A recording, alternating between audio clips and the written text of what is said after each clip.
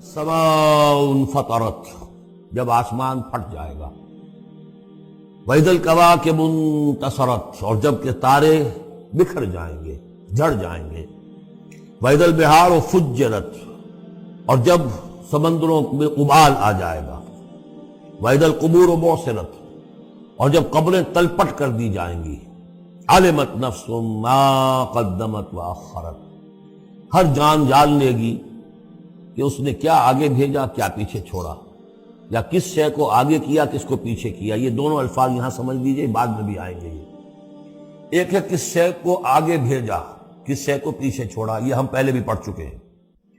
ایک یہ ہے کہ دنیا میں انسان کا ہر طرز عمل جو ہے وہ دو چیزوں کے درمیان طے کرتا ہے کہ اس میں سے کس کو میں پرائرٹی نمبر 1 دوں، کس کو پرائرٹی نمبر 2 دوں۔ جس کو پرائرٹی نمبر 1 دی ہے، ترجیح نمبر 1، وہ ہے جس کو اس نے آگے کیا۔ جو ترجیح 2 میں رکھا وہ ہے جو پیچھے کیا۔ بس یہی سارا معاملہ ہے کہ تم نے آخرت کو ترجیح اول دی ہے یا دنیا کو، کس کو مقدم رکھا، کس کو مؤخر۔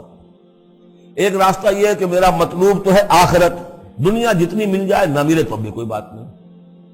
ایک یہ ہے طرز عمل کہ میرا اصل مقصود ہے دنیا، آخرت کچھ مل جائے تو بونس ہے، کسی کی سفارش سے مل جائے، کسی کے اور ہیلے بہانے سے مل جائے، لیکن مقصود میرا دنیا ہے۔ تو بما قدمت واخرت، کیا آگے کیا، کیا پیچھے کیا، یا کیا آگے بھیجا، کیا پیچھے چھوڑا۔ یا ایھا الانسان ما غرک بربک الکریم، اے انسان تجھے کس شخص نے دھوکے میں مبتلا کر دیا ہے اپنے رب کریم پر۔ یہ وہ مضمون ہے کہ جو سورہ حدید میں آ چکا ہے، سورہ لقمان میں آ چکا ہے، وَلَا يَغُرَّنَّكُم بِاللَّهِ الْغَرُورُ۔ یہ جو شیطان ہے یہ وسوسہ بھی پڑھاتا ہے، اس کی جو چالیں ہیں ہر ایک کے لیے ایک جیسی نہیں ہے۔ کسی کو یہ ہے کہ کسی فرض سے روکنے کے لیے نفل میں لگا دے گا، تم نفل کاموں میں لگے رہو، مجھے اونچی عبادت ہے، تقرب اللہ حاصل ہو جائے گا، فرائض سے کنارہ کشی ہو جائے گی۔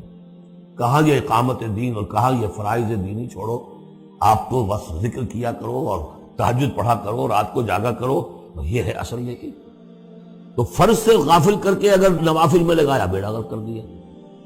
اسی طریقے سے یہ اس کی ایک چال ہے۔ اللہ تو بڑا غفور ہے، بڑا رحیم ہے، یہ کیا چھوٹی چھوٹی باتوں پر وہ پکڑے گا، خام خواہ تمہیں خیال ہے وہ اتنا کوئی خوردہ گیر نہیں ہے۔ اللہ بڑا غفور ہے، کریم ہے، رحیم ہے۔ اب اس سے وہ جری کرتا تھا، یہ جرت بڑھتی جا رہی ہے اسی پر کہ اللہ کی شان غفاری پر دھوکہ کھا رہا ہے۔ یا ایھا الانسان ما غرک بربک الکریم، کس چیز نے تجھے دھوکے میں ڈال دیا ہے اپنے رب کریم کے بارے میں۔ الذی خلقک فسواک فعدلک، جس نے تمہیں تخلیق کیا پھر تمہارا پیدا کیا، برابر کیا۔ عدلک، تمہارے قوائے جسمانی، قوائے نفسیاتی، ان سب میں ایک اعتدال پیدا کیا ہے۔ یہ عدل جو ہے یہ گویا کہ اس تخلیق کے اندر بھی مضمر ہے، انہیرنٹ ہے، اور اللہ تعالیٰ بھی عدل کرے گا تاکہ جو بھی گناہگار ہیں ان کو سزا دی جائے اور جو نیکوکار ہیں ان کو جزا دی جائے۔ یہ اس کا تقاضا ہے۔ لیکن تم در حقیقت اس کی شان غفاری کو ایمفیسائز کر کے اور اس پر زیادہ اس پر زور ڈال کر تم انکار کر رہے ہو۔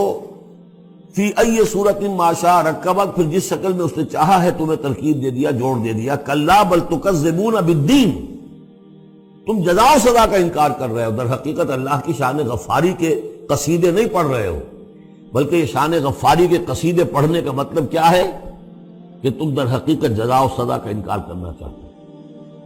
عصیاں سے کبھی ہم نے کنارہ نہ کیا، پر تو نے دل آزردہ ہمارا نہ کیا۔ ہم نے تو جہنم کی بہت کی تدبیر، لیکن تیری رحمت نے گوارا نہ کیا۔ یہ بالکل وہی فلسفہ ہے۔ جہنم کی تدبیر کر رہے ہو تو اس کی عدل کا تقاضا ہے کہ جہنم میں پہنچائے تمہیں۔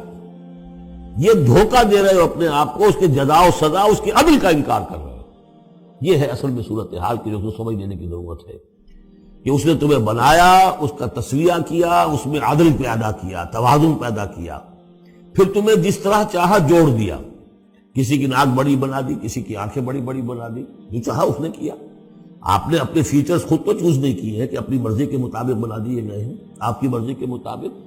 ہاں، حضرت حسان ابن ثابت نے کہا ہے حضور کے بارے میں کہ کأنک خلقت کما تشاء، اے نبی ایسے معلوم ہوتا ہے کہ آپ کو تو پیدا کیا گیا جیسا کہ آپ نے چاہا. آپ کا حسن جو ہے وہ اپنی جگہ پر ایک شے تھی، وہ ایک اعجازی صورت ہے. ظاہر بات ہے انسانوں کو جو بھی ملتا ہے وہ تو اپنا ان کا چوائس کوئی نہیں. فی ای صورت ما شاء رکبک، مختلف اجزاء کو جس صورت میں چاہ جوڑ دیا. کلا بل تکذبون بالدین، اصل بات کیا ہے کہ تم جزا و سزا کا اور عدل کا انکار کر رہے ہو. وَإِنَّ عَلَيْكُمْ لَحَافِظِينَ، جبکہ ہم نے تمہارے اوپر محافظ فرشتے بھیجے ہوئے ہیں. یہ تو پھر سب ایکسرسائز ان فیوٹیلیٹی ہوئی. کائے کو ہم نے فرشتے بھیجے؟ خواہ کو دو سنتری تمہارے ساتھ ہم نے بٹھا رکھے کائے کے لیے؟ اگر جزا نہیں، سزا نہیں، پکڑ نہیں، محاسبہ نہیں، کچھ نہیں، تو یہ کیا ہے؟ ہم نے کائے کے لیے کیا؟ وَإِنَّ عَلَيْكُمْ لَحَافِظِينَ كِرَامًا كَاتِبِينَ، وہ بڑے باعزت فرشتے جو لکھ رہے ہیں. يَعْلَمُونَ مَا تَفْعَلُونَ، جو جانتے ہیں جو کچھ تم کر رہے ہو. یہ چیز اللہ نے پھر کائے کے لیے کی؟ یہ سب جیسا کہ میں نے کہا ایکسرسائز ان فیوٹیلیٹی ہے. یہ تو عبث ہے، کار عبث ہے، اور اللہ تعالیٰ کوئی کار عبث بیکار نہیں کرتا. تو نتائج نکلیں گے. نتائج کیا ہیں؟ ان الابرار لفی نعیم، نیکوکار اللہ کے وفادار بندے وہ ہوں گے نعمتوں میں. وَإِنَّ الْفُجَّارَ لَفِي جَحِيمٍ، اور جو فاسق و فاجر ہوں گے، جو کہ اپنی نفس کی شہوات و خواہشات کے بندے ہوں گے، لفی جہیم، وہ جہنم میں ہوں گے. یصلونها یوم الدین، داخل ہوں گے اس میں یوم الدین کو، جزا و سزا کے فیصلے کا دن. وما هم عنها بغائبین، پھر وہ وہاں سے کہیں جا نہیں سکیں گے، غائب نہیں ہو سکیں گے. وہاں سے نکلنے کا کوئی سوال نہیں، وہاں سے بھاگ جانے کی کوئی جگہ نہیں. وما ادراک ما یوم الدین، اور تمہیں کچھ پتہ ہے، کسی نے کچھ بتایا ہے یوم الدین کیا ہے؟ ثم ما ادراک ما یوم الدین، پھر تمہیں کچھ اندازہ ہوا ہے کہ یوم الدین کیا ہے؟ یوم لا تملک نفس لنفس شیئا والامر یومئذ للہ، جب کسی جان کو کسی دوسری جان کے لیے کوئی اختیار حاصل نہیں ہوگا، اور امر کل کا کل اللہ کے ہاتھ میں. والامر یومئذ للہ، لمن الملک اليوم للہ الواحد القہار. واتقوا یوما لا تجزی نفس عن نفس شیئا ولا يقبل منها شفاعۃ ولا یؤخذ منها عدل ولا هم ينصرون. وہ دن جانتے ہو، وہ دن. وما ادراک ما یوم الدین ثم ما ادراک ما یوم الدین یوم لا تملک نفس لنفس شیئا والامر یومئذ للہ.